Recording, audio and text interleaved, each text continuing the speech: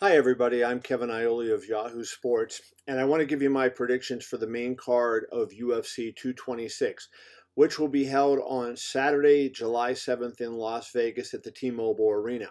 It's a great card. It was supposed to have two title fights. Unfortunately, Max Holloway, the featherweight champion, got ill as he was preparing for the fight. He had concussion-like symptoms, they said, on Wednesday when he withdrew, so he's out of his fight with Brian Ortega.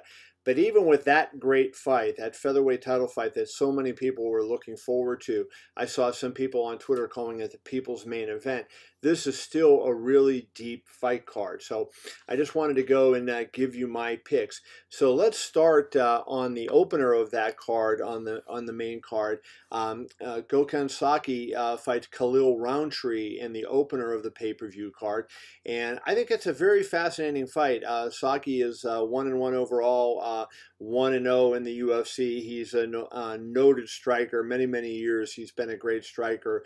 This should be a really fun fight, actually, because Roundtree also is a good striker. I think you're going to see two guys go at it here. I'm going to go with Saki to win this fight.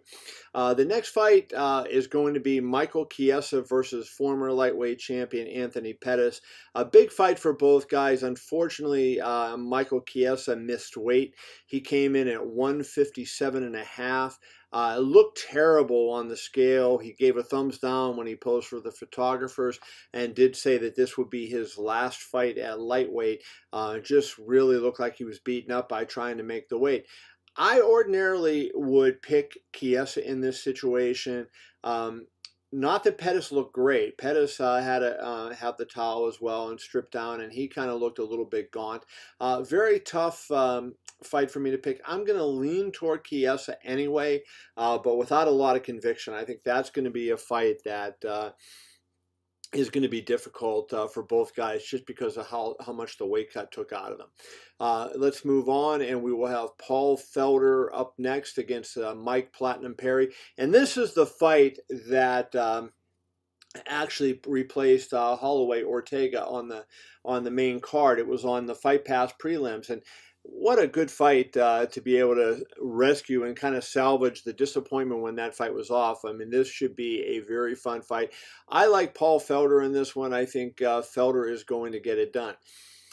In the co-main event, if you like big guys throwing bombs, you're going to like Francis Ngannou versus Derrick the Black Beast Lewis. This is going to be an absolute war. You may remember I picked Stipe Miocic to beat Francis Ngannou when they fought in January at UFC 220, and I did that because I felt like Stipe would be able to control where the fight was fought, and he largely did that. Francis, was a one-dimensional fighter, didn't really show the multi-dimensions in his game to beat a guy like Stipe. But against Derrick, who has had takedowns in the past, but hey, Derrick is a slugger. Derrick wants to get in there and fire away. I think this is going to be a crazy fight. This is one that either guy would win. I think Derrick Lewis has a little bit better technique. Francis just a little bit bigger, stronger. I'm going to go with Francis by first round finish. I wouldn't be surprised if it was Derrick, but I'm going to go with Francis Ngannou.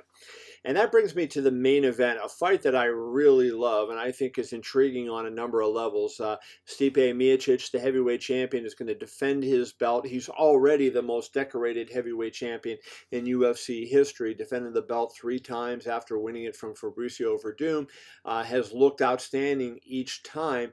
He is going to be facing his biggest challenge, light heavyweight champion Daniel Cormier. And what's really interesting about this is Cormier weighed in at 246. He normally would have to make 205 when he's defending his light heavyweight belt. He weighed in at 246, which is 3.5 pounds more than the heavyweight champion Stipe Miocic. It's an unbelievable fight, though. There's a lot of different levels to this. At the end of the day, I think Stipe will pull it out. I think the 8-inch reach advantage, the 5-inch height advantage are going to be factors in this, and I think he'll be able to mix things up against DC. If the fight does get to the ground, I think DC has a decided edge in the grappling game. And Daniel is a good striker. I think Stipe, though, is a little bit better striker.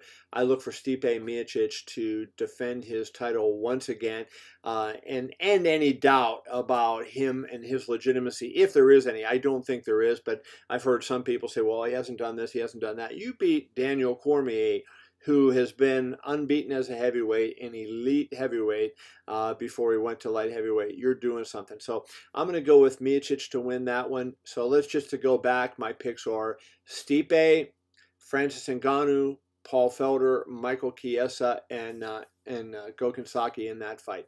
That's where I'm going for those. Let me know who you think, what your picks are going to be. I hope you enjoy the fights, and we will talk to you at some point soon, everybody.